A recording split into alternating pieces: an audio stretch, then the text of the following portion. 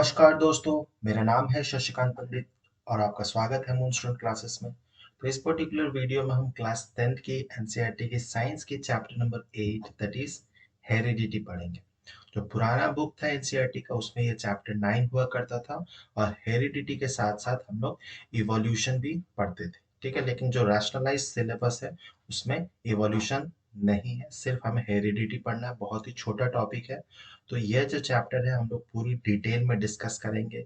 Specially heredity क्या होता है, वेरिएशंस कैसे होते हैं, फिर एक्वायर्ड और इनहेरिटेड ट्रेट्स के बारे में जानेंगे, मेंडल के कंट्रीब्यूशन को देखेंगे, जेनेटिक्स में क्या कंट्रीब्यूशन था, monohybrid cross, dihybrid cross. साथ ही साथ में हम लोग सेक्स किस तरह से डिटरमाइंड होता है एनिमल बींग्स में, वो हम लोग डिटेल में समझेंगे। तो इस वीडियो को अंत तक जरूर देखिएगा और अगर वीडियो पसंद आए तो लाइक जरूर कीजिएगा, शेयर जरूर कीजिएगा अपना दोस्तों के साथ। सब्सक्राइब अभी तक नहीं किया तो सब्सक्राइब जरूर कर लीजिएगा। और ये रहा मेरा कॉन्टैक्ट आईडी, आप यहाँ पर कॉन्टैक्ट कर सकते हैं। तो चलिए बिना टाइम गवाए हम लोग स्टार्ट करते हैं इस चैप्टर को। सबसे पहले तो हम लोग जान लेते हैं हेरिडिटी होता क्या। ठीक है, तो heredity which is also known as inheritance और बायोलॉजिकल इनहेरिटेंस। ठीक है, क्योंकि हम लोग बायोलॉजी पढ़ रहे हैं तो ऑब्वियसली हेरिडिटी या उसको हम लोग इनहेरिटेंस भी कह सकते हैं या बायोलॉजिकल इनहेरिटेंस। ठीक है, ये एक बेसिकली एक प्रोसेस है जिसमें कि जो जेनेटिक इंफॉर्मेशन होता है जो कि इन द फॉर्म ऑफ डीएनए होता है, ह्यूमन बींग्स में या कोई भी एनिमल्स में मोस्टली जो जेनेटिक इंफॉर्मेशन होता है वो in the form of DNA होता है, वो पास होता है from the parents to the offspring. ठीक है, तो इस प्रोसेस को ही मेनली हेरिडिटी कहा जाता है। The process by which the genetic information that is the DNA that is in the form of DNA is passed from the parents to the offspring। इस प्रोसेस को ही हेरिडिटी कहा जाता है। जरूरी नहीं है कि जो डीएनए है, जो हेरिडिटी मटेरियल है, सारे ही एनिमल्स के, सारे ही प्लांट्स के, सारे लिविंग ऑर्गेनिजम्स के डीएनए ही हो। ठीक है, तो वो आरएनए भी हो सकता है। ठीक है, आरएनए भी हो सकता है। आरएनए में भी वो सिंगल स्टैंडर्ड आरएनए हो सकता है या फिर डबल स्टैंडर्ड आरएनए हो सकता है। सिमिलरली डीएनए में भी क्या होगा, दोनों तरह के हो सकते हैं। सिंगल स्टैंडर्ड डीएनए हो सकता है या फिर डबल स्टैंडर्ड आर डीएनए हो सकता है। ठीक है, लेकिन मोस्टली जो हम लोग पढ़ते हैं, बेसिकली हम लोग ह्यूमंस के बारे में पढ़ रहे हैं, तो इसमें डबल स्टैंडर्ड डीएनए होता है। ये सब जो चीजें हैं आप हायर क्लासेस में समझेंगे, लेकिन अभी बेसिक समझ लीजिए कि जो मेन जेनेटिक मटेरियल है वो डीएनए होता है। आरएनए नहीं होता क्योंकि वो बहुत ज्यादा स्टेबल नहीं है, रिएक्टिव होता है, रिएक्टिव कंपाउंड है, इसीलिए ये भी एक रीजन है। ठीक है, वो हम लोग किसी और टॉपिक में पढ़ लेंगे। तो ऑफस्प्रिंग में not inherit the same combination of genes from the parents, है ना। जरूरी नहीं है जब भी हम लोग का जीन्स जो है वो पास ऑन होता है from the parents to the offspring, जरूरी नहीं है कि हूबहू सेम ही हो। जैसे कि देख सकते हैं, ये जो है पेरेंट्स है मान लेते हैं, तो फर्स्ट जो है पी जनरेशन मतलब पेरेंटल जनरेशन, फिर वहां से F1 जनरेशन बना। ठीक है, तो कुछ ना कुछ हमें वेरिएशंस आएंगे, कुछ डिग्री ऑफ वेरिएशन होगी, कुछ हमारे फीचर्स अलग होंगे। फिर जो नेक्स्ट जनरेशन होगा वो बहुत ज्यादा डिफरेंशिएटेड होगा देन द पी जनरेशन, है ना। तो इसी प्रोसेस को मेनली क्या होता है, वेरिएशंस, बेसिकली इसी को कहा जाता है। ठीक है, this result in variations in the physical characteristics such as height, eye colour, hair colour, इन सब में हमें वेरिएशंस नजर आते हैं। जरूरी नहीं है कि अगर पेरेंट्स का जो कलर है, स्किन का जो कलर है, वो बच्चों में हूबहू सेम ही कलर हो। ठीक है, वो डिफरेंट हो सकता है, या जो आई कलर है वो भी डिफरेंट हो सकता है, हेयर कलर डिफरेंट हो सकता है, हाइट डिफरेंट हो सकता है ना। तो वो जरूरी नहीं होता कि एग्जैक्ट जो जेनेटिक कंटेंट है from the parents we inherit as an offspring. ठीक है, ऐसा नहीं होता है। उसमें variations, little bit of variations is essential. अगर बहुत ज्यादा वेरिएशन हो जाएगा तो वो ऑब्वियसली सर्वाइवल के लिए डिफिकल्ट हो जाएगा। ठीक है, सो इसके कारण क्या होता है, वेरिएशन के कारण it allows for genetic diversity with in a population and for the possibility of evolution. ठीक है, तो इसके कारण जेनेटिक डाइवर्सिटी आती है। ठीक है, और इसी के कारण मेनली इवोल्यूशन होता है। ठीक है, तो ये दोनों ही प्रोसेस, वेरिएशन जो है वेरी वेरी इंपॉर्टेंट है इवोल्यूशन के प्रोसेस को। ठीक है, दोनों ही एक दूसरे को सपोर्ट करते हैं। ठीक है, और द स्टडी ऑफ जीन्स, और ये जो सब्जेक्ट है जिस हेरिडिटी हम लोग जिस सब्जेक्ट में पढ़ते हैं, basically the study of genes, heredity and variations is known as genetics, जो कि एक ब्रांच ऑफ बायोलॉजी। ठीक है, बायोलॉजी के बहुत सारे अलग अलग ब्रांचेस हैं, जैसे फिजियोलॉजी, एनाटॉमी है, उसी तरह से प्लांट फिजियोलॉजी होगा, एनिमल फिजियोलॉजी होगा, एनाटॉमी होगा, बायोकेमिस्ट्री होगा, ये सारे माइक्रोबायोलॉजी, इन सब बेसिकली ब्रांच ऑफ बायोलॉजी है। उसी तरह से जेनेटिक्स भी ब्रांच ऑफ बायोलॉजी है, जिसमें हम लोग मेनली जीन्स, हेरिडिटी, वेरिएशंस, इन सब के बारे में पढ़ते हैं। ठीक है, वेरी वेरी इंपॉर्टेंट टॉपिक्स है। जेनेटिक्स जो है आप क्लास 11 12 में, मेनली 12th में पढ़ेंगे, और कॉलेज लेवल पे बहुत डिटेल में पढ़ेंगे। ठीक है, this can occur through either asexual reproduction और सेक्सुअल रिप्रोडक्शन। ठीक है, जो वेरिएशंस है, ठीक है, वो मेनली एसेक्सुअल और सेक्सुअल रिप्रोडक्शन दोनों में ही हो सकता है, लेकिन सेक्सुअल रिप्रोडक्शन में ज्यादा वेरिएशन नजर आता है as compare to the asexual reproduction, because in asexual reproduction only one parent is involved, whereas in the sexual reproduction two parents are involved. That's why we get more variation. ठीक है, it involves the transmission of traits and characteristics from one generation to the next through the transfer of genetic material known as genes. ठीक है, तो अब jeans क्या होता है, तो कंफ्यूज मत करिएगा कि ये जीन्स पैंट की तरह से कुछ नहीं है। तो जीन्स क्या होता है, कुछ कुछ टर्म्स जो है आपको जानना बहुत जरूरी है, जैसे जीन्स हो गया, ट्रेट्स, फैक्टर्स, ये सब क्या है हम लोग देख लेते हैं। तो सबसे पहले जानते हैं कि जीन्स बेसिकली होता क्या है। तो जीन्स जो है सबसे बेसिक यूनिट है हेरिडिटी का। ठीक है, तो अगर हम लोग एक ह्यूमन बीइंग कंसिडर करेंगे, तो ह्यूमन बीइंग्स जो है millions of trillions of cell से बना होता है, इंडिविजुअल सेल से। और हर एक इंडिविजुअल सेल्स में मेनली हम लोग यूकैरियोटिक ऑर्गेनिजम्स है, हर चाहे वो प्रोकैरियोटिक हो या यूकैरियोटिक, उसमें न्यूक्लियस तो प्रेजेंट होगा ही, है ना, उसमें न्यूक्लियर मटेरियल प्रेजेंट होगा। ठीक है, तो जो न्यूक्लियस है उसमें क्या होता है, मेनली हमारा न्यूक्लियर मटेरियल प्रेजेंट रहता है, और जो कि कंडेंस्ड फॉर्म में होता है, जिसको हम लोग क्रोमोसोम्स कहते हैं। ठीक है, तो क्रोमोसोम्स बेसिकली एक condensed form of genetic material है। ठीक है, कुछ इस तरह से मान लेते हैं, ये क्रोमोसोम।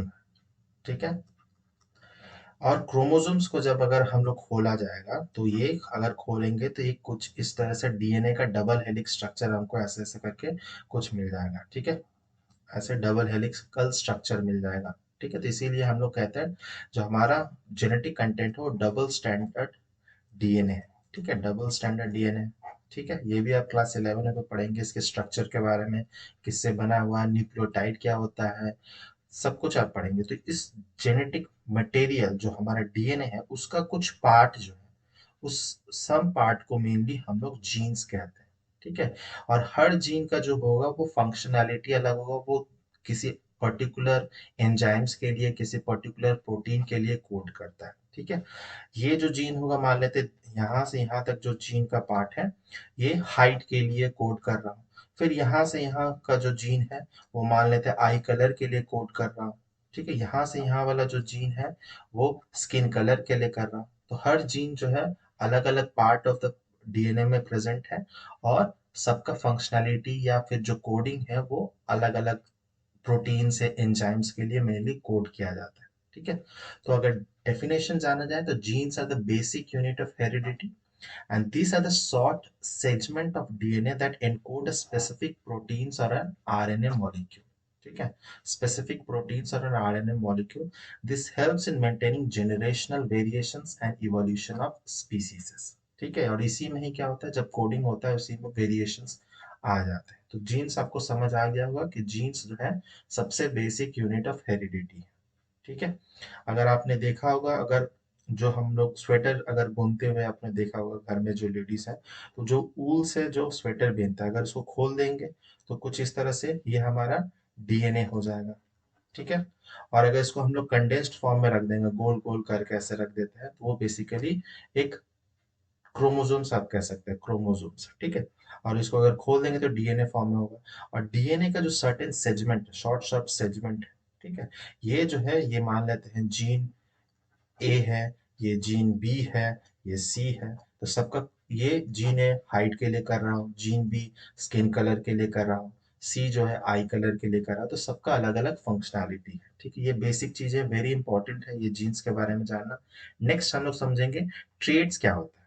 ठीक है, तो traits are refer to an observable characteristic of an organism, है ना। हम लोग देखते हैं किसी भी इंडिविजुअल में, देखते हैं कि उसके ट्रेट्स कैसे हैं, मतलब कैरेक्टरिस्टिक कैसा है, उसका बिहेवियर कैसा है, मतलब बोलने का, चलने का, ये सब हम लोग देखते हैं, ठीक है। तो बेसिकली जो मॉर्फोलॉजिकली हमें किसी भी ह्यूमन बींग्स में नजर आए, ठीक है, वो मॉर्फोलॉजिकली बाहरी तरह से हम लोग देख सकते हैं, ठीक है। तो उसी को हम लोग मेनली ट्रेड कहते हैं। और there are mainly two type of traits, एक तो होते हैं इनहेरिटेड ट्रेड और दूसरा है एक्वायर्ड ट्रेड, ठीक है। तो any inherited traits are those that are passed down from the parents to the offspring through genetic material in the forms of genes, ठीक है। तो वो जो हम लोग को अपने पेरेंट्स से मिला है, ठीक है, वैसे को हम लोग इनहेरिटेड जीन्स कहते हैं। जैसे कि example, if both the parents have brown or black hair, the offspring will inherit either brown or black hair or a combination of the, ठीक है। तो जैसे पेरेंट्स होंगे वैसा ही होगा। अब ऐसा पॉसिबल नहीं है ना कि अगर किसी के पेरेंट्स अगर बहुत ज्यादा, मान लेते हैं मतलब उनके जो बालों का कलर, जो शेप है, अगर किसी के पेरेंट्स का घुंघराले हैं, ऐसे करके कर्ली हेयर्स है, तो ऑब्वियसली बहुत चांसेस है कि जो बच्चा होगा उसका भी जो होगा, हेयर का जो स्टाइल होगा, ऑब्वियसली कर्ली टाइप के होंगे, ठीक है। या फिर आप ये एग्जांपल देख सकते हैं इनहेरिटेड ट्रेट्स के, अगर पेरेंट्स के अगर देख सकते हैं, मेनली दो टाइप्स के जो आउटर ईयर होते हैं वो दो टाइप्स के होते हैं। एक तो होते हैं जो फ्री, ठीक है, एक फ्री होते हैं जो ईयर लोब होते हैं, ये नीचे वाला पार्ट ये फ्री रहता है, ठीक है, और दूसरा होता है अटैच्ड, ठीक है। तो ये होता है इनहेरिटेड ट्रेट्स। अगर पेरेंट्स का जो ईयर लोब है वो अगर फ्री है तो ऑब्वियसली बच्चों में भी वो फ्री होने के ज्यादा चांसेस होंगे, ठीक है। लेकिन एक्सेप्शंस होते हैं, और अगर अटैच्ड है पेरेंट्स का तो वो भी बच्चों में भी अटैच्ड ही मिलेंगे। तो ये इनहेरिटेड ट्रेट्स है, वो हम लोग मदर फादर से लेते हैं, ठीक है। लेकिन एक्वायर्ड ट्रेट क्या है? तो acquired traits are those traits that are which are developed because of the surrounding environment effect, ठीक है। तो सराउंडिंग एनवायरनमेंट, हम लोग किस एनवायरनमेंट में ग्रो कर रहे हैं, हम लोग का पालन पोषण किस तरह से हुआ है, वैसे एनवायरनमेंट की वजह से जो ट्रेड्स हम लोग एक्वायर करते हैं उसको हम लोग कहते हैं एक्वायर्ड ट्रेड्स। ये हम लोग जेनेटिकली या फिर मदर फादर से नहीं लेते हैं, ठीक है। ये हम लोग जिस एनवायरनमेंट में रहते हैं उस एनवायरनमेंट के कारण हमारा वैसा हो जाता है। जैसे कि अगर मान लेते हैं कि अगर हम लोग इक्वेटर वाले जोन में रहते होंगे, ठीक है, तो वहां पर क्या होता है, बहुत ज्यादा धूप पड़ती है, सनरेज बहुत ज्यादा होता है। तो ऑब्वियसली वहां के जो लोग होते हैं इक्वेटर वाले, जितने भी कंट्रीज हैं आप देख लीजिएगा, मोस्टली वहां पर थोड़े बहुत ब्लैकिश टाइप के पीपल मिलेंगे, ठीक है, क्योंकि सन बर्न होता है, स्किन का कलर काला पड़ने लगता है। और जैसे जैसे हम लोग इक्वेटर से दूर भागते जाएंगे तो वहां पर सन जो है स्लैंटिंग आती है, सन की इंटेंसिटी कम हो जाती है रेज की, तो वहां पर जो लोगों का कलर है वो बहुत ज्यादा फेयर होने लगता है, ठीक है। तो ये एनवायरनमेंट के कारण ही है एक्वायर्ड ट्रेट्स, ठीक है। तो अगर कोई इंसान अगर पैदा हुआ होगा तो ऑब्वियसली वो ब्लैकिश कलर का होगा, जो इक्वेटर रीजन में होगा। जो जितने ज्यादा दूर पोल्स रीजन में होगा वो ऑब्वियसली फेयरर कलर के होंगे, ठीक है। तो ये बेसिक डिफरेंस है between the inherited traits and the acquired traits. Now we come to the most important part, जो है मेंडल के कंट्रीब्यूशन। मेंडल कौन थे, इनका क्या कंट्रीब्यूशन है? तो इनका पूरा नाम है ग्रेगोर जोहान मेंडल, ठीक है। Widely regarded as the father of genetics. बहुत बहुत इंपॉर्टेंट है। जैसे हम लोग फिजिक्स में न्यूटन के बारे में पढ़ते हैं, आइंस्टाइन के बारे में पढ़ते हैं, उसी तरह से फादर ऑफ जेनेटिक्स कौन है? तो मेंडल है। Who conducted experiments on pea plants with the aim of comprehending the principle of heredity, ठीक है। तो प्रिंसिपल ऑफ हेरिडिटी को समझने के लिए बहुत सारा उन्होंने एक्सपेरिमेंट किया था, स्पेशली पी प्लांट पे किया था, ठीक है। The rules of inheritance of traits are based on the fact that the genetic material is contributed equally by both the mother and the father, ठीक है। और जो रूल है, बेसिक जो रूल है ऑफ इनहेरिटेंस जो है, कि जो भी हम लोग जेनेटिक मटेरियल इनहेरिट कर रहे हैं वो इक्वल कंट्रीब्यूशन है, both from the mother and father, ठीक है। दोनों का ही 50-50 कंट्रीब्यूशन रहता है। दस फॉर ईच ट्रेट, ठीक है, ट्रेट, एक ट्रेट के लिए a child will inherit two versions, ठीक है, दो वर्जन्स होंगे जिसको हम लोग एलील्स कहते हैं। जैसे हम लोग पी प्लांट में पढ़ेंगे, अगर टॉल के लिए देखा जाए, टॉल के लिए एलील्स क्या होते हैं? ट्रेट, टॉल, ट्रेट क्या है? टॉल है। लेकिन एलील्स क्या होंगे, ऐसे दो कैपिटल टी भी हो सकता है या एक कैपिटल टी एक स्मॉल टी, ठीक है। और अगर ड्रॉफ देखा जाए तो डॉफ क्या है, डॉट डॉफ भी एक ट्रेट है, ठीक ठीक है। लेकिन इसके जो एलील्स क्या होंगे, दोनों ही स्मॉल होंगे, ठीक है। तो ये जिसको हम लोग कहते हैं, this are called basically alleles, ठीक है। तो Mendel propose 3 laws which are known as the law of inheritance. हम लोग इस लॉ को समझेंगे थोड़ा देर में, लेकिन उससे पहले हम लोग कुछ जान लेते हैं कुछ डोमिनेंट एंड रिसेसिव ट्रेट के बारे में, ठीक है। Law of principle of inheritance समझने से पहले हमें डोमिनेंट एंड रिसेसिव ट्रेट्स जानना होगा। तो डोमिनेंट ट्रेट क्या होगा, dominant trait is one that is expressed when at least one copy of the dominant allele is present in an organism's genotype, ठीक है। For example Mendel's experiment, height is the dominant trait, ठीक है। तो height जो है वो एक dominant trait है, जैसे कि मेंडल पी प्लांट में जैसे बताया। टॉल जो है हम लोग दो तरह से लिख सकते हैं, दोनों कैपिटल टी लिख सकते हैं या फिर एक कैपिटल टी और स्मॉल टी। तो इसमें डोमिनेंट एलील कौन सा है, तो इस केस में dominant allele is capital T. जब भी एक किसी भी ट्रेट में अगर एक ही अगर रहेगा, एटलीस्ट वन एलील रहेगा कैपिटल टी का, तो वो डोमिनेंट ही होगा, ठीक है। तो इसमें देख लीजिए कैपिटल टी ये भी डोमिनेंट है। इसमें क्या है, एक कैपिटल एक स्मॉल, तो ये भी डोमिनेंट होगा। लेकिन डॉफ वाले में देखेंगे तो डॉफ वाले में क्या है, एक भी कैपिटल टी नहीं है, इसीलिए ये क्या होगा, small T is an, small T जो है वो रेसेसिव शो करेगा, ठीक है। रेसेसिव या डॉफनेस शो करेगा। तो dominant trait is one that is expressed at least when one copy of the dominant allele is present, ठीक है, present in the organisms genotype. और बेसिकली यही जो है वो जीनोटाइप कहा जाता है, ठीक है।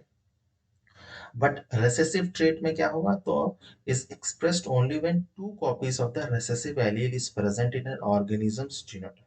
यहाँ पर दो कॉपीज प्रेजेंट होने जरूरी है, ठीक है। तो जैसे कि देख सकते हैं स्मॉल टी, ठीक है। तो स्मॉल टी जो है वो रेसेसिव ट्रेट, ठीक है।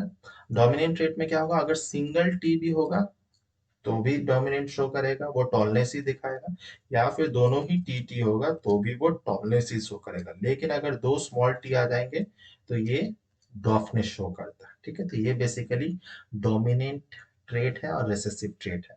अब हम लोग देख लेते हैं कि जो पी प्लांट था, ठीक है। तो पी प्लांट में बहुत सारे जो मेंडल ने लगभग 7 पेयर ऑफ कंट्रास्टिंग ट्रेड्स लिया था, ठीक है। 7 पेयर ऑफ ट्रेड्स लिया गया था पी प्लांट्स में, ठीक है। तो पी प्लांटिंग मेंडल ने क्यों लिया था, ऐसे क्वेश्चंस आते हैं कि पी प्लांटिंग मेंडल ने क्यों लिया था एक्सपेरिमेंट परफॉर्म करने के लिए। एक तो कहा जाता है कि उसके जो गार्डन में वो एक्सपेरिमेंट मेनली वो परफॉर्म कर रहा था, जहाँ वो पी आसानी से मिल जाता था। साथ ही साथ में पी का जो लाइफ साइकिल है वो बहुत ज्यादा नहीं होता है, ठीक है। वो 2-3 महीने का होता है और उसमें अच्छे तरह से स्टडी किया जा सकता है। साथ ही साथ में बहुत सारे इसमें फैक्टर्स मिल जाते हैं हम लोग को लॉ ऑफ इनहेरिटेंस को समझने के लिए, बहुत सारे। जैसे कि आप देख सकते हैं कि जो सीड है उसमें क्या है, कंट्रास्टिंग पेयर ऑफ फैक्टर्स क्या है, तो सीड्स का जो है वो राउंड भी हो सकता है, व्रिंकल्ड भी हो सकता है। देख सकते हैं आप, जो मटर होता है कोई कोई तो पूरा राउंड होता है, कुछ कुछ व्रिंकल्ड सूखा सा होता है, ठीक है। तो ये क्या है, राउंड जो है वो क्या है, डोमिनेंट है, ठीक है। This are dominant traits. And wrinkled क्या हो गया, तो ये रेसेसिव ट्रेट है, ठीक है। उसी तरह से जो कॉटिलेडन्स जो है, सीड्स का जो कलर है, अगर येलो है तो वो डोमिनेंट है, ग्रीन है तो वो रेसेसिव हो गया। सिमिलरली अगर फ्लावर वाइट है, ठीक है, तो फ्लावर वाइट है तो ये डोमिनेंट है, पर्पल है तो रेसेसिव हो गया। अगर पॉट जो है, अगर पॉट अगर फुल है तो डोमिनेंट है, कंस्ट्रक्टेड है तो रेसेसिव हो गया। पॉट का कलर अगर येलो है तो डोमिनेंट है, पॉट का कलर ग्रीन है तो रेसेसिव हो गया। तो मेनली मेंडल ने इसको सेग्रीगेट कर दिया था अपने इजी करने के लिए, अपने समझने के लिए, ठीक है। एक्सियल पॉड हो गया, लेंथ हो गया, हाइट हो गया, ये सब मेनली, तो ये सब जो है basically pair of contrasting traits, ठीक है, कंट्रास्टिंग ट्रेड्स, ठीक है। तो 7 mainly pair of contrasting traits mainly Mendel ने स्टडी किए थे, ठीक है। अब इसको हम लोग दो क्रॉसेस के थ्रू में, हेल्प के थ्रू में हम लोग समझेंगे। सबसे पहला क्रॉस जो हम लोग समझेंगे, that is the basic of the Mendel's contribution, सबसे पहला जो है वो है मोनोहाइब्रिड क्रॉस। ठीक है, तो मोनोहाइब्रिड क्रॉस क्या है, तो a cross between two organisms, between two organism that involves only one character। ठीक है, तो only one character या फिर बोल सकते हो only one trait is referred to as an monohybrid cross। ठीक है, तो अगर हम लोग दो ऑर्गेनिज्म का क्रॉस करेंगे सिर्फ एक ही कैरेक्टर को लेकर, ठीक है, मान लेते हैं हम लोग सीड का फॉर्म ले सकते हैं, राउंड या व्रिंकल ले सकते हैं, या फिर सीड का कॉटिलेडन का जो कलर है उसके बेसिस पे ले सकते हैं। तो सिर्फ एक कैरेक्टर के बेसिस पे हम लोग अगर क्रॉस करेंगे तो उसको हम लोग मोनोहाइब्रिड क्रॉस कहते हैं। ठीक है, अब इस क्रॉस के थ्रू में समझेंगे, जैसे कि यहाँ पर मेंडल ने tall and डॉफ character contrasting trait लिया था। ठीक है, तो टॉल का जो जीनोटाइप है, ठीक है, टॉल प्लांट का वो है कैपिटल टी कैपिटल टी। ठीक है, और ये जो पहला जनरेशन होता है बेसिकली उसको पेरेंटल जनरेशन कहा जाता है, पी जनरेशन कहा जाता है। ठीक है, जनरली पेरेंटल जनरेशन, और जो डॉफ वाला प्लांट था उसका वो दोनों ही स्मॉल स्मॉल लिया गया था। ठीक है, तो गैमेट्स यहाँ से क्या निकलेगा, तो ऑब्वियसली दोनों ही कैपिटल टी है तो ऑब्वियसली कैपिटल टी ही होगा, और कि ड्रॉप वाले में क्या होगा, तो स्मॉल टी ही होगा। जब इन दोनों में क्रॉसिंग होगा तो जो गैमेट्स का क्रॉसिंग होने के बाद जो बनेगा जाइगोट जो भी बन रहा है वो उसका जीनोटाइप क्या होगा, तो उसका genotype capital T small T होगा। ठीक है, तो उसका genotype capital T small T होगा। अब ये क्या होता है, ये क्या शो कर रहा है, क्योंकि यहाँ पर एक डोमिनेंट एलील है, कैपिटल टी है, तो ये क्या हो जाएगा, ये हमें टॉलनेस बताएगा। ठीक है, तो ये हमें टॉलनेस के बारे में बताएगा कि जो भी फर्स्ट जनरेशन में, तो ये जो जनरेशन बना उसको मेनली F1 जनरेशन कहा जाता है, F1 जनरेशन। ठीक है, तो फर्स्ट जनरेशन जो है उसको पेरेंटल जनरेशन कहा जा रहा है, फिर पेरेंटल जनरेशन से उसके बाद जो पहला जनरेशन बन रहा है उसको F1 जनरेशन कहा जाता है। ठीक है, जनरली जिस तरह से आप देख सकते हैं, अगर बिल्डिंग्स में देखा जाएगा तो सबसे पहला जो फ्लोर होता है उसको ग्राउंड फ्लोर कहा जाता है, उसके बाद से हम लोग पहला दूसरा तीसरा मंजिला कहते हैं। उसी तरह से पहला जो है वो है parental generation, second is the F1 generation, और F1 जनरेशन में जो जीनोटाइप है वो सब कैपिटल टी स्मॉल टी होगा, और फिनोटाइप जो होगा वो ऑल आर टॉल। ठीक है, तो जीनोटाइप जो होता है जेनेटिक मेनली इंटीरियर कंटेंट के बारे में बताता है, और फिनोटाइप जो है वो बाहर से कैसा दिखता है। ठीक है, तो पहला जो जनरेशन होगा मोर और लेस क्या होगा, इन दोनों का बीच में होगा। ठीक है, बहुत ज्यादा टॉल भी नहीं होगा, बहुत ज्यादा शॉर्ट भी नहीं होगा, लेकिन उसको हम लोग फिनोटिपिकली क्या उसको टॉल कंसीडर करेंगे। फिर जब हम लोग F1 जनरेशन को सेल्फिंग करेंगे, ठीक है, F1 जनरेशन का सेल्फिंग मीन सेल्फ पॉलिनेशन करेंगे, सेल्फ पॉलिनेशन। ठीक है, F1 जनरेशन का अगर सेल्फ पॉलिनेशन करेंगे मतलब capital T small T into capital T into small T, अगर ऐसा करेंगे तो क्या क्या हमारे बनेंगे। ठीक है, तो गैमेट्स क्या होंगे, तो सबसे पहले तो gametes capital T small T होगा, similarly capital T small T होगा। तो अगर हम लोग क्रॉस अगर बनाए तो कुछ ऐसा बनेगा। ठीक है,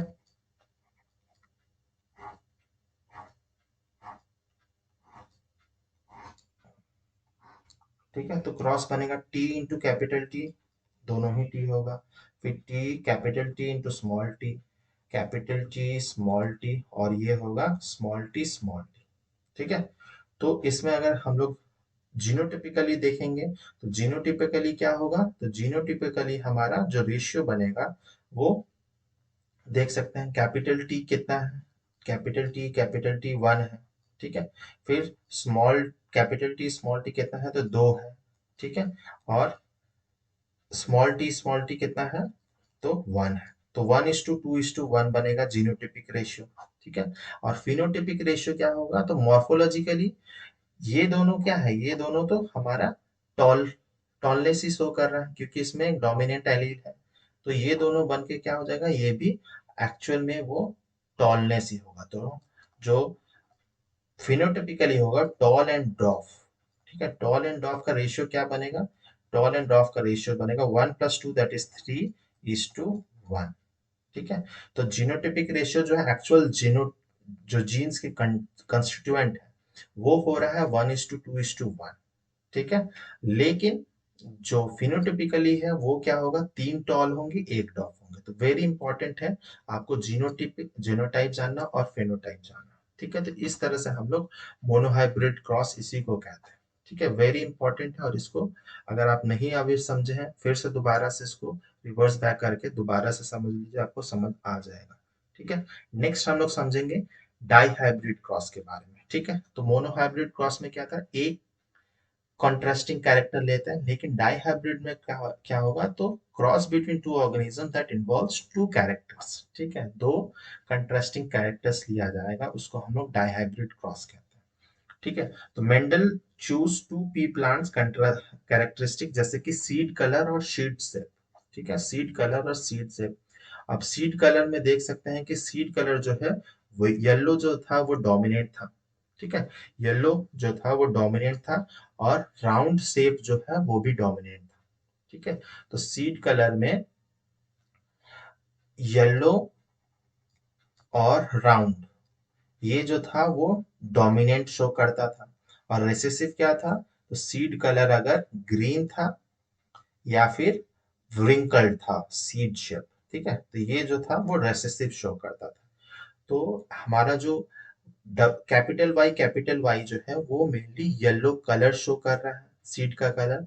और डबल आर क्या शो कर रहा है, कैपिटल, वो डोमिनेंट शीट का शेप शो कर रहा है, राउंड शेप का। ठीक है, और स्मॉल जो है वो डबल स्मॉल जो है वो शो कर रहा है हमारा,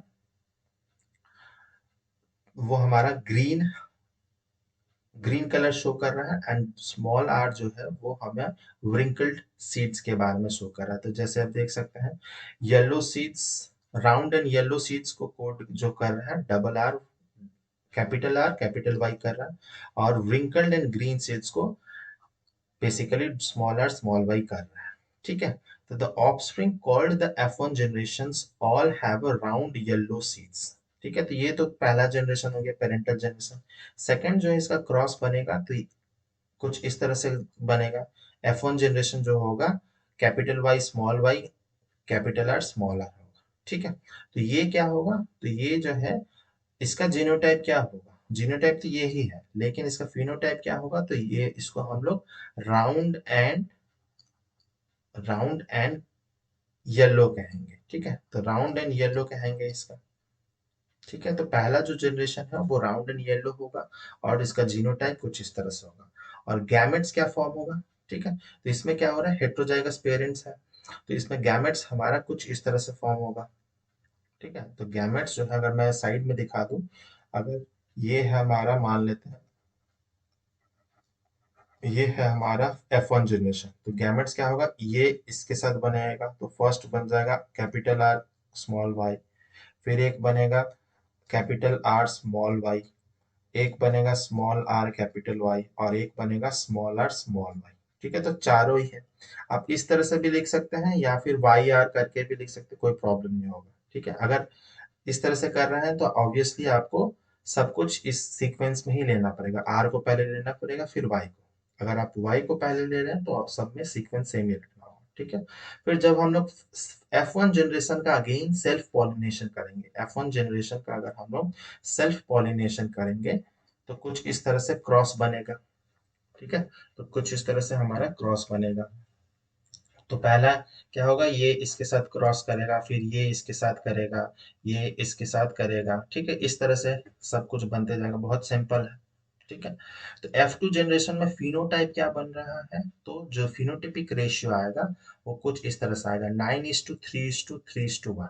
ठीक है, तो 9:3:3:1। तो 9 क्या शो कर रहा है, बेसिकली ये शो कर रहा है राउंड एंड येलो। ठीक है, और ये क्या शो कर रहा है, तो राउंड एंड ग्रीन। ये क्या शो कर रहा है, तो ये शो कर रहा है येलो एंड व्रिंकल्ड। और ये क्या शो कर रहा है, तो ग्रीन एंड व्रिंकल्ड। ठीक है, तो दिस इज द जीनोटाइप। आपको उम्मीद करता हूं आपको समझ आ गया होगा। आप अगर इसका सॉरी, ये तो जीनोटाइप था। अगर हम लोग, सॉरी, ये फिनोटाइप था। अगर इसका हम लोग जीनोटाइप करेंगे, तो अगर जीनोटाइप करेंगे तो ये कुछ रेशियो इस तरह से होगा। 9 जो होगा कुछ इस तरह से अलग हो जाएगा। 9 जो है कुछ इस तरह से होगा, 1:4:1:4 होगा। ठीक है। 3 जो होगा कुछ इस तरह से होगा, 1:2 हो जाएगा। सिमिलरली ये 3 जो है 1:2 हो जाएगा, और ये 1 का 1 ही रहेगा। आप ऐड करेंगे तो इसमें भी हमारा 16 ही बनेगा। ठीक है, तो इसमें भी 16 ही बनता है। ठीक है, तो ये मेनली था डाइहाइब्रिड क्रॉस के बारे में। ठीक है, ये मोनोहाइब्रिड क्रॉस में 3:1 बन रहा था फेनोटिपिक रेशियो, और जीनोटिपिक रेशियो 1:2:1 बन रहा था। ठीक है, इस केस में क्या हो रहा है, फिनोटिपिक रेशियो जो है डाइहाइब्रिड क्रॉस में वो 9:3:3:1 बन रहा है। ठीक है, और जीनोटिपिक रेशियो कुछ इस तरह से बन रहा है। ठीक है, आप ये खुद करके भी देख सकते हैं, जैसे कि 1 कौन सा होगा, तो ये दोनों कैपिटल वाई दोनों कैपिटल आर, और लास्ट वाला 1 कौन सा होगा, तो दोनों स्मॉल वाई दोनों स्मॉल आर। ठीक है, 4 कौन सा होगा, तो आप देख सकते हैं कुछ इस तरह से, ये वाला ये वाला हो सकता है, ये होगा। ठीक है, तो ऐसे करके आप आराम से इसको मैच कर सकते हैं। ठीक है, तो ये था डाइहाइब्रिड क्रॉस। फ्यूचर क्लासेस में अगर आप 11 12 में बायोलॉजी लेते हैं तो उसमें ट्राई हाइब्रिड क्रॉस के बारे में बताया जाता है, लेकिन क्लास 10 तक आपको बस यही समझना था, mono hybrid and dihybrid cross यही मेन पार्ट है इस चैप्टर का। ये अगर, और ये एग्जाम में बहुत चांसेस है कि दोनों में से कोई ना कोई एक क्रॉस आ जाए, बनाने को दिया जाए या इसको कंक्लूड करने दिया जाए, या फिर फिनोटिपिक या जीनोटिपिक रेशियो पूछ लिया जाए, कुछ भी दिया जा सकता है, या फिर क्वेश्चन में जो है वो जो पेयर ऑफ कंट्रास्टिंग ट्रेड था, ये हम लोग जो सीड कलर और सीड शेप लिए थे उसकी जगह कुछ अलग कर दिया जा सकता है। तो आपको डोमिनेंट ट्रेड और रिसेसिव ट्रेड के बारे में पता होना चाहिए, जो कि मैंने पहले चैप्टर जो चार्ट था उसमें बता दिया था, डोमिनेंट कौन से हैं ट्रेड्स और रिसेसिव कौन से हैं। ठीक है, अब हम लोग नेक्स्ट जो समझेंगे laws of Mendel, basically theoretical part है, मैथमेटिकल पार्ट जितना भी था वो हो गया कंप्लीट। फिर जो लॉज ऑफ मेंडल है, जिस तरह से न्यूटन्स के 3 लॉज थे, बेसिकली उसमें भी मेंडल के भी 3 लॉ। तो पहला जो लॉ है लॉ ऑफ डोमिनेंस, या इसको पहला बोला जाता है फर्स्ट लॉ ऑफ इनहेरिटेंस भी कहा जाता है, या फिर लॉ ऑफ डोमिनेंस भी कहा जाता है। In organisms having contrasting traits, only one trait of the pair appears in the F1 generation। तो मोनोहाइब्रिड क्रॉस में हम लोग देखा था कि ओनली वन ट्रेट अपीयर हो रहा था। ठीक है, कैपिटल टी और स्मॉल टी। ठीक है, तो ओनली टॉल ही शो हो रहा था, उसमें ड्रॉफनेस नहीं आ रहा था। लेकिन जो सेकंड जनरेशन आता है F2 जनरेशन, उसमें हमें स्मॉल टी दिखता है। ठीक है, तो लॉ ऑफ इनहेरिटेंस क्या कह रहा है कि in an organism having contrasting traits, only one trait of the pair appears in the F1 generation during the crossing. This trait is called the dominant trait, while the trait not expressed is called the recessive trait. ये जो trait है ये क्या हो गया, dominant हो गया, F1 generation में शो हो रहा था। लेकिन रेसेसिव ट्रेट जो है, मतलब जो ट्रेट नहीं दिखा F1 जनरेशन, वो बेसिकली ये रेसेसिव ट्रेट हो गया।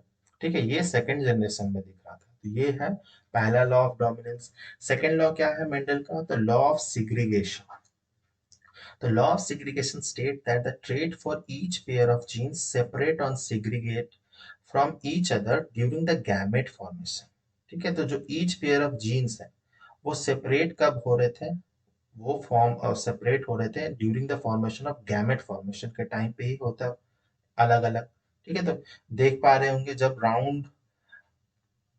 राउंड और ऐसा F1 जनरेशन बना था, तब जाके ये सिग्रीगेट हो रहे थे कुछ इस तरह से, है ना।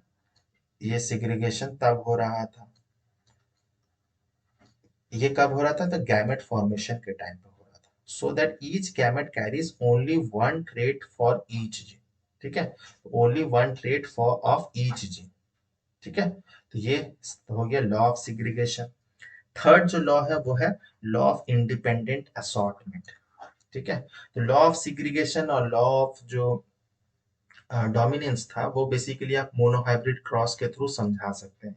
ठीक है, एग्जांपल अगर समझाना हो तो मोनोहाइब्रिड क्रॉस के थ्रू समझा सकते हैं। लॉ ऑफ इंडिपेंडेंट असॉर्टमेंट जो है वो हम लोग बेसिकली डाइहाइब्रिड क्रॉस के थ्रू समझाएंगे।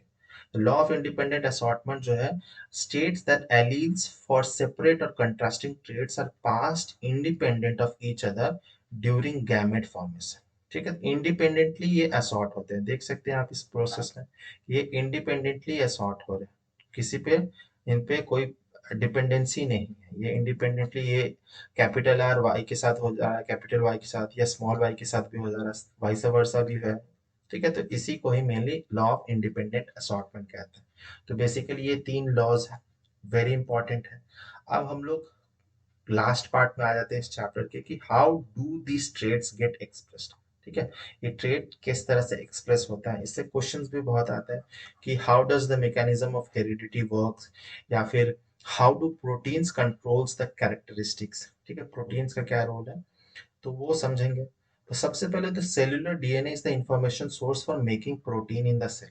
ठीक है, मैंने बहुत पहले ही बता चुका हूँ, और अगर आपने रिप्रोडक्शन वाला चैप्टर पढ़ा होगा मेरा, नहीं पढ़े तो आप उसका डिस्क्रिप्शन बॉक्स में आपको लिंक मिल जाएगा, आप वहां से देख सकते हैं। उसमें मैंने सेंट्रल डॉग्मा ऑफ बायोलॉजी बताया था, जिसमें क्या होता है, डीएनए सबसे पहले रेप्लिकेशन करता है, सेल्फ डबल हो जाता है, फिर ट्रांसक्रिप्शन होता है, डीएनए आरएनए में चेंज होता है, फिर आरएनए जो है वो ट्रांसलेशन प्रोसेस के थ्रू प्रोटीन्स बनाता है। ठीक है, वो प्रोटीन्स बनाता है। ठीक है, तो सेलुलर डीएनए जो है is the information source for making proteins in the cell. और एक section of a DNA that provides information for one protein is called the gene for that protein. ठीक है, तो एक प्रोटीन जो कोई भी बना, उसके लिए एक जीन ही रिस्पॉन्सिबल है। ठीक है, वो segment of the DNA he responsible है उस प्रोटीन को बनने के लिए। ठीक है, वी नो, अगर हम लोग एग्जांपल के थ्रू समझें, तो we know that plants have hormones that can trigger growth. ठीक है, बहुत सारे प्लांट, हम लोग हार्मोन्स के बारे में भी पढ़े हैं, प्लांट ग्रोथ रेगुलेटर्स पीजीआरस के बारे में भी पढ़े हैं। तो प्लांट हाइट कैन दस depend on the amount of a particular plant hormone. ठीक है, तो वो प्लांट हार्मोन्स के कारण डिपेंड करता है, चाहे वो गिबरलिनिक एसिड हो, ऑक्सिन हो, इथिलीन हो, कोई भी हो सकता है। ठीक है, तो वो पर्टिकुलर प्लांट हार्मोन के कंसंट्रेशन पर डिपेंड करता है। और वो प्लांट हार्मोन कब बनेगा, the amount of plant hormone made will depend on the efficacy of the process for making it. ये जो प्रोसेस था डीएनए से प्रोटीन बनने का, इस प्रोसेस पे डिपेंड करता है। ठीक है, अगर प्रोटीन, क्या होगा, प्रोटीन्स बेसिकली जो है वो, एंजाइम्स और प्रोटीन बहुत ज्यादा सिनोनिमस है। जितने भी एंजाइम्स है, बायो एंजाइम्स है, वो सब प्रोटीनिशियस नेचर के होते हैं। ठीक है, तो now consider now an enzyme that is important for this process. If this enzyme works efficiently, a lot of hormones will be made, है ना। अगर एंजाइम्स सही तरह से काम कर रहा है तो बहुत सारा हार्मोन बनेगा, and the plant will be toll. ठीक है, तो बहुत सारा हार्मोन्स बनेगा तो ऑब्वियसली प्लांट टॉल होगा। And if the gene for that enzyme has an alternation that makes the enzymes less efficient. ठीक है, और अगर सही तरह से जो डीएनए से प्रोटीन नहीं कोड हुआ होगा, तो एंजाइम्स भी कम बनेगा, एंजाइम्स कम बनेगा तो हार्मोन्स भी कम बनेगा, एंड उसके कारण क्या होगा, प्लांट जो है वो शॉर्ट रह जाता है। उस इसी तरह से हम लोग कह सकते हैं कि जीन्स कंट्रोल द कैरेक्टरिस्टिक्स और ट्रेट। ठीक है, तो कैरेक्टरिस्टिक और ट्रेट कौन कर रहा है, जीन्स, और जीन्स कहाँ प्रेजेंट है, डीएनए। ठीक है, तो इस तरह से ही पूरा हेरिडिटी मैकेनिज्म ही ऐसा है। तो अब देखते होंगे, अगर आप, अगर ह्यूमन बींग्स में ले लिया जाए एग्जांपल, ग्रोथ हार्मोन होता है। ठीक है, ग्रोथ हार्मोन्स बेसिकली क्या करते हैं, जिस भी पर्सन में ग्रोथ हार्मोन ऑप्टिमम अमाउंट में रिलीज होता है, उसकी हाइट ऑप्टिमम रहती है। लेकिन अगर बहुत ज्यादा ग्रोथ हार्मोन का रिलीज हो गया, तो गाइगेंटिज्म नामक एक बीमारी हो जाती है, जिसमें बहुत ज्यादा हाइट बढ़ जाती है। ठीक है, जैसे आप ग्रेट खली को देख लीजिए, एबनॉर्मल हाइट है। फिर कुछ लोग ऐसे भी होते हैं जिनमें ग्रोथ हार्मोन का लेवल बहुत कम होता है, उसके कारण क्या होता है, उनकी हाइट बहुत ज्यादा छोटी रह जाती है, ड्रॉप हो जाते हैं। ठीक है, वो भी पॉसिबल है। तो वो सब कुछ क्या होता है, जेनेटिक कंटेंट पे डिपेंड करता है, और जेनेटिक कंटेंट क्या है, हमारा डीएनए। ठीक है, तो इससे बहुत ज्यादा क्वेश्चंस आने के चांसेस रहते हैं, वेरी इंपॉर्टेंट है ये पार्ट। अब हम लोग लास्ट पार्ट में आ जाते हैं इस चैप्टर का, और वेरी इंपॉर्टेंट है, इसके चांसेस है बहुत ज्यादा आने के। तो वो है सेक्स डिटर्मिनेशन। ठीक है, the determination of the sex of a new born varies among different species with each utilising a unique approach. ठीक है, तो हर एनिमल्स हो, प्लांट्स हो, मेनली हम लोग एनिमल्स की बात करेंगे, तो उसमें हर एनिमल्स की कैटेगरी में अलग अलग टाइप होते हैं। ठीक है, अलग अलग अप्रोचेस हो सकते हैं। तो in some species environment influences the sex of the offspring implying genetic factor do not exclusively determine sex. ठीक है, तो बहुत सारे ऐसे भी जानवर है, स्पीसीज है, जिसमें एनवायरमेंट बहुत इंपॉर्टेंट रोल प्ले करता है सेक्स डिटर्मिनेशन में। जैसे कि बहुत सारे रेप्टाइल्स हैं, आपने अगर टर्टल टॉर्टोइज वगैरह में देखा होगा, क्रोकोडाइल वगैरह में, जो टेम्परेचर है, temperature at which the fertilised eggs are kept determines whether the animal developing in the eggs will be male और फीमेल। तो उस टेम्परेचर पर डिपेंड करता है, जो अंडा वो लोग मिट्टी में अंदर डाल देते हैं, और उस टेम्परेचर क्या है। ठीक है, तो उस टेम्परेचर पर डिपेंड करेगा कि मेल होगा या फीमेल होगा। फिर कुछ एनिमल्स ऐसे भी है जैसे स्नेल्स। ठीक है, देखेंगे अगर apple snail, individuals can change sex indicating the sex is not genetically determined। ये जो है ऐसा एनिमल है जो टाइम के साथ अपना सेक्स जो है वो चेंज कर सकता है। ठीक है, तो ये सब क्या है, तो ये एनवायरनमेंट जो है इस पर बहुत ज्यादा इंपॉर्टेंट रोल प्ले करता है बहुत सारे ऐसे जानवरों में डिटरमाइन करने के लिए सेक्स को। ठीक है, अब ह्यूमन बींग्स में भी ऐसा आ चुका है कि हम लोग जो है वो सेक्स चेंज कर सकते हैं। बहुत सारे हार्मोनल रिप्लेसमेंट थ्योरीज थेरेपीज हैं, जिसके कारण हम लोग HRT जिसको कहा जाता है, उसमें हम लोग भी अपने सेक्स को चेंज कर सकते हैं। लेकिन वो हमारा टॉपिक अभी फिलहाल नहीं है। हम लोग अभी जानेंगे ह्यूमन बींग्स में मेनली क्या प्रोसीजर है। ठीक है, तो ह्यूमन बींग्स जो है वो आप लोग को पता होगा कि human chromosomes are present in pairs. और कितने पेयर्स है, तो 23 पेयर्स है। हमारे में टोटल कितने क्रोमोसोम है, तो 46 क्रोमोसोम्स है, और 23 पेयर्स में होते हैं। और जो पेयर्स है, वन जो पेयर है वो हम लोग इनहेरिट करते हैं फादर से, और दूसरा है मदर से। ठीक है, तो जैसे कि ये जो मेल है, ठीक है, तो इसमें जो क्रोमोसोम्स है, ठीक है, तो मेल और फीमेल में क्या होता है, तो जो 23 पेयर्स है, 23 पेयर्स में से जो फर्स्ट 22 पेयर्स दोनों ही मेल एंड फीमेल में वो सेम होते हैं। ठीक है, तो first 22 pairs of such chromosomes are called autosomes. ठीक है, वो दोनों मेल और फीमेल में सेम होते हैं। लेकिन जो लास्ट पेयर होता है, 23rd पेयर, ठीक है, 23rd पेयर ऑफ क्रोमोसोम जो है ह्यूमन बींग्स में, उसको हम लोग सेक्स क्रोमोसोम कहते हैं। और वही डिटरमाइन करता है कि इंडिविजुअल का सेक्स क्या होगा, मेल होगा कि फीमेल होगा। तो मेल में जो होता है, वो जो सेक्स क्रोमोसोम होता है मेनली वो XY होता है। ठीक है, तो XY होता है। और फीमेल में क्या होता है, तो XX होता है। ठीक है, दोनों ही जो है वो XX होंगे। और मेल में क्या होगा, XY होगा। और Y क्रोमोसोम जो है वो जनरली शॉर्टर होता है in comparison to X chromosome. ठीक है, तो ये आप हायर क्लासेस में पढ़ेंगे शॉर्टर क्या होता है, फिर कैरियोटाइप क्या होता है, कैरियोटाइपिंग जो है वो क्या होता है, तो वो हायर क्लासेस में पढ़ेंगे। लेकिन बस मेल का जो क्रोमोसोम है, वो जो ऑटोसोम्स है दोनों मेल फीमेल में तो सेम ही है, लेकिन जो 23rd पेयर ऑफ क्रोमोसोम है वो मेल एंड फीमेल में डिफरेंट है। मेल में XY है और फीमेल में XX है। और जो XY है उसमें Y जो है वो छोटा होता है in comparison to X chromosome. मान लेते हैं कि ये X क्रोमोसोम जो मेल का है वो 23rd पेयर सेक्स क्रोमोसोम बना रहा हूँ मैं कुछ इस तरह से, ये X होगा, और Y वाला कुछ इस तरह से बनेगा क्रोमोसोम। ठीक है, तो ये X होगा, ये Y क्रोमोसोम, ये छोटा थोड़ा होगा।